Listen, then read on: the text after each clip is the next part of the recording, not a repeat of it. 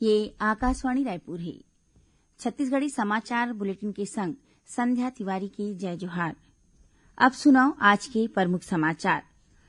केंद्रीय वित्त मंत्री आज आत्मनिर्भर भारत ऊपर केंद्रित पहली केंद्रीय डिजिटल बजट पेश करीन।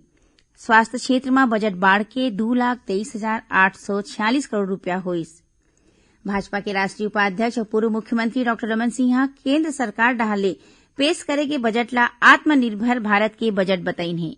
उन्हें प्रदेश कांग्रेस अध्यक्ष मोहन मरकाम एला निराशाजनक बजट बताइन है। और बस्तर जिला में काली हो एक सड़क हादसा में 9 झीन माई लोगिन मन की मौत हो गई। उन्हें 13 झीन लोगन घायल हो गए। अब समाचार विस्तार ले। केंद्रीय वित्त मंत्री निर्मला सीतारमण लोकसभा में आज वित्त बछर 2021-22 के पहली डिजिटल बजट पेश करत कई ठिन घोषणा करी। बजट में आत्मनिर्भर भारत ऊपर विशेष ध्यान केंद्रित करे गे हे। बजट में 75 बछर ले ज्यादा के बड़का नागरिक और सिर्फ पेंशन ऊपर निर्भर मनखे मन ला आयकर रिटर्न भरे ले छूट देगे हे। बजट में उत्पादन ले जुड़े प्रोत्साहन योजना PSI घोषित करे गे हे। एखर बर सरकार चालू वित्तीय बछर ले शुरू करत 5 बछर में करीबन 1,57,000 करोड़ रूपया के व्यवस्था करे बर वचनबद्ध हवय। बजट प्रस्ताव में नवा आर्थिक कॉरिडोर बनाए और 3 ठिन नवा रेल परियोजना शुरू करे के घोषणा करे गे हे। उन्हें पर्यटक मार्ग मन में सुंदर रूप ले डिजाइन करे गे विस्टाडोम LHV कोच शुरू करे के प्रावधान है। बजट में उज्ज्वला योजना के तहत केंद्र सरकार एमा 1 करोड़ परिवार मन ला शामिल करे के प्रस्ताव करे है। वित्त मंत्री कहिने कि एक नवा केंद्र प्रायोजित योजना PM आत्मनिर्भर स्वास्थ्य भारत योजना 64,180 करोड़ रूपया के परिव्यय के संग 6 बछर बर शुरू करे जाही। बजट में 17,788 ग्रामीण और 11,000 ले ज्यादा शहरी स्वास्थ्य और वेलनेस केंद्र खोले के प्रावधान करेगे हे। राज्य मन में जम्मू जिला में एकीकृत लोक स्वास्थ्य प्रयोगशाला और 3,382 ब्लॉक लोक स्वास्थ्य इकाई स्थापित करे जाही। उन्हें 602 जिला और 12 केंद्रीय संस्थान में क्रिटिकल केयर अस्पताल ब्लॉक स्थापित करे जाही। केंद्रीय वित्त मंत्री कहिने कि जल जीवन मिशन शहरी शुरू करे जाही। उन्हें बजट में जुन्ना गाड़ी मन ला चरणबद्ध रूप ले हटाए बर स्वैच्छिक वाहन स्क्रैपिंग नीति के घोषणा करेगे हे। वित्त मंत्री बताइने कि बजट में कोरोना वैक्सीन बर 35,000 करोड़ रूपया दे जाही और जरूरत पड़े में ज्यादा राशि दे बर सरकार प्रतिबद्ध हवय। बजट में स्वास्थ्य और कल्याण बर 2,23,846 करोड़ रूपया के प्रावधान करेगे हे। बजट में करेगे प्रावधान के मुताबिक केंद्र सरकार भारतीय जीवन बीमा निगम के इनिशियल पब्लिक ऑफर IPO घलो लाही। किसान मन ला समुचित कर्जा दे बर केंद्र सरकार अवैया वित्त बछर में कृषि ऋण के लक्ष्य ला बढ़ा के 16,50,000 करोड़ रूपया निर्धारित करे हे। बजट में प्रवासी मजदूर बर किफायती आवास आपूर्ति बर अधिसूचित किफायती किराया आवास परियोजना मन बर कर में छूट के मंजूरी दे के घलो प्रस्ताव हवय। प्रधानमंत्री नरेंद्र मोदी कहिने कि ये बजट ले उद्योग निवेश और बुनियादी ढांचा क्षेत्र में बड़ सकारात्मक बदलाव होही। ओमन एला ऐतिहासिक बतावत कहिने कि ये बजट में आत्मनिर्भरता के दृष्टिकोण ला देखे जा सकथे। प्रधानमंत्री कहिने कि स्वास्थ्य और आरोग्य ऊपर आधारित ये बजट ले सबो झिन ला फायदा होही। ओमन कहिने कि ये बजट ले युवा मन बर रोजगार के मौका पैदा होही। एती भाजपा के राष्ट्रीय उपाध्यक्ष और पूर्व मुख्यमंत्री डॉक्टर रमन सिंह केंद्र सरकार डहर ले पेश करेगी बजट ला आत्मनिर्भर भारत के बजट बताइन है। उन्हें भाजपा के प्रदेश अध्यक्ष विष्णुदेव साय आम बजट ला देश के जरूरत मन ला ध्यान में राखत लोगन मन ला राहत पहुंचाए वाला बजट बताइन है।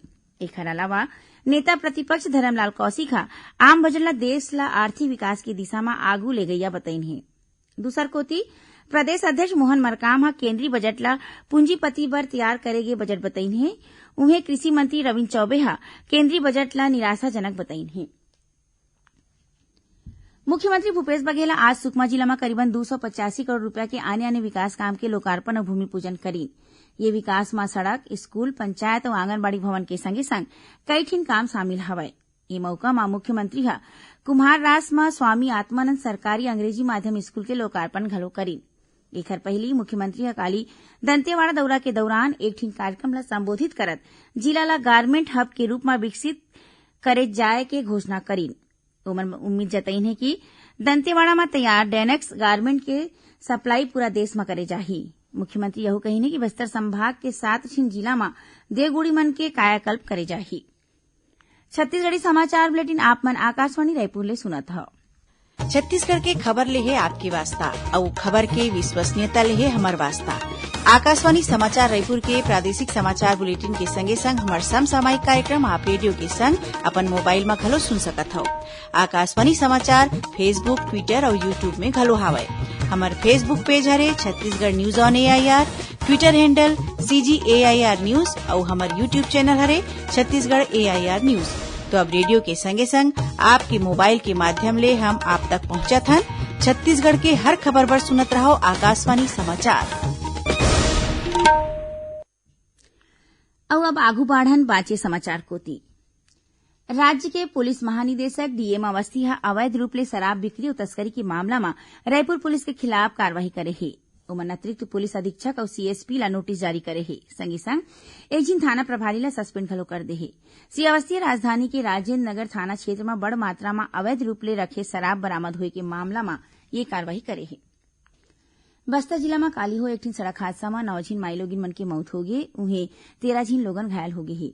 मिली खबर के मुताबिक ये घटना छत्तीसगढ़ ओडिशा सीमा में स्थित कोटपाड़ इलाका में हो है। बताया जाते कि जगदलपुर में रहैया एके परिवार के लोगन उड़ीसा के मुर्ताहांडी गांव में शोक कार्यक्रम में शामिल होए के बाद वापिस लौटत रहीन। यही दौरान उखर गाड़ी अंते तंते होके एक पेड़ ले टकरा गई।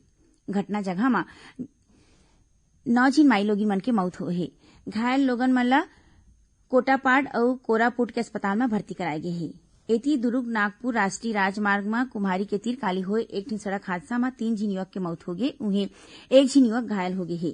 पुलिस के मुताबिक तेज रफ्तार कार है पहली एक फटफटी ला टक्कर मार दीस, एकर बाद एके कार खड़े ट्रक ले जाके टकरा गई। ये हादसा में फटफटी सवार 1 युवक और कार में सवार 2 युवक के मौकच में मौत हो गई।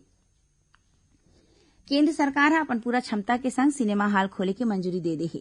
केंद्रीय सूचना और प्रसारण मंत्री प्रकाश जावड़ेकर ह काली सिनेमा हॉल और थिएटर में कोविड-19 के प्रसार ला रोके बर जरूरी उपाय में नवा मानक संचालन प्रक्रिया SOP जारी करीन। मानक संचालक प्रक्रिया में कहे गए है कि कंटेनमेंट जोन में सिनेमा दिखाए की मंजूरी नहीं दे जाही। रायगढ़ के पूर्व विधायक और भाजपा नेता रोशनलाल अग्रवाल के आज मंझनिया नई दिल्ली में निधन हो गए। श्री अग्रवाल पाछू मंगलवार के चक्कर आए के बाद सीढ़िया ले गिर के घायल हो गई रहीन। एकर बाद ओमन ला इलाज बर नई दिल्ली ले गई रहीस। भाजपा के राष्ट्रीय उपाध्यक्ष और पूर्व मुख्यमंत्री डॉक्टर रमन सिंहा श्री अग्रवाल के निधन ला पार्टी बर अपूर्णीय क्षति बताइन है। उन्हें राष्ट्रीय उपाध्यक्ष सौदान सिंह, प्रदेश अध्यक्ष विष्णुदेव साय और प्रदेश भाजपा संगठन महामंत्री पवन साय ह घलो श्री अग्रवाल के निधन में शोक जतइन है। बेमेतरा जिला के गिधवा परसदा जलाशय देश विदेश ले अवैया पक्षी बर एक सुघ्घर जगह के रूप में हवय। इला देखत ये जलाशय में पहली घाव हमर चिरई हमर चिन्हारी पक्षी महोत्सव के आयोजन करे जावत है। जाड़ के मौसम ला हरेक बछर ये क्षेत्र में करीबन 150 प्रजाति के प्रवासी पक्षी मन आथे। प्रधान मुख्य वन संरक्षक राकेश चतुर्वेदी ये पक्षी महोत्सव के शुभारंभ करत कहिने की अवैया बेरा में गिधवा परसदा जलाशय के चिन्हारी अंतर्राष्ट्रीय मानचित्र में स्थापित होही। श्री चतुर्वेदी यहू कहिने की अवैया दिसंबर महीना में राज्य के 7 जगह में पक्षी महोत्सव के आयोजन करे जाही। प्रदेश में ए दिन ठंडा और शुष्क हवा आवत है। एकर असर ले अवैया दिन में जाड़ा बाढ़े के आसार है। रायपुर स्थित मौसम विज्ञान केंद्र ले मिले खबर के मुताबिक अवैया 24 घंटा के दौरान राज्य में मौसम शुष्क रही। आखिर में प्रमुख समाचार एक घाव फेर। केंद्रीय वित्त मंत्री आज आत्मनिर्भर भारत पर केंद्रित पहली केंद्रीय डिजिटल बजट पेश करीन। स्वास्थ्य क्षेत्र में बजट बाढ़ के 2,23,846 करोड़ रुपया होइस। भाजपा के राष्ट्रीय उपाध्यक्ष और पूर्व मुख्यमंत्री डॉक्टर रमन सिंहा केंद्र सरकार डाले पेश करेगे बजट ला आत्मनिर्भर भारत के बजट बताइन है। उन्हें प्रदेश कांग्रेस अध्यक्ष मोहन मरकाम एला निराशाजनक बजट बताइन है। और बस्तर जिला में काली हो एक सड़क हादसा में 9 माइलोगिन मन के मौत हो गए, उन्हें 13 लोगन घायल हो गए है। एक संग छत्तीसगढ़ी समाचार बुलेटिन यही सिरावत है। जय जोहार।